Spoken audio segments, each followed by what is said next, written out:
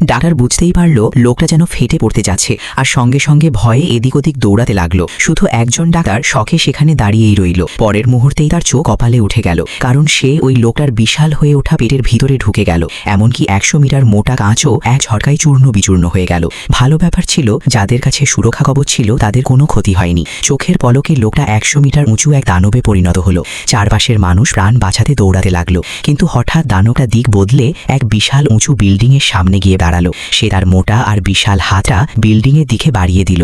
ভিতরে দাঁড়িয়ে থাকা এক মহিলা ভয়ে চিৎকার করে উঠল, কিন্তু দানবটার নিশানা সে ছিল না। সে বিল্ডিংয়ের ভিতর থেকে একটা বড় চিকেন লেগ টেনে বের করলো আর লোভে পড়ে খেতে শুরু করলো।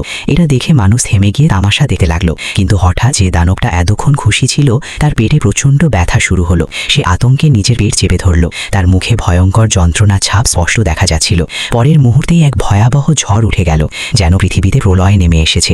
রাস্তায় এমন ঝড় চলতে লাগলো যে 300 কিলোর কম ওজনের সবকিছু বাতাসে উড়ে যেতে লাগলো। কিন্তু রাস্তার কোণে এক বুড়ো লোক তখনও কিছুই বুঝতে পারেনি। সে আরাম করে দাঁড়িয়ে বিড়ি টানছিল। মানুষ যখন তাকে সরাতে দৌড়ে গেল তখন অনেক দেরি হয়ে গেছে, আর তারপরই সবকিছু ঝাপসা হয়ে গেল, কারণ এগুলো সবই ছিল শুধু একটা স্বপ্ন।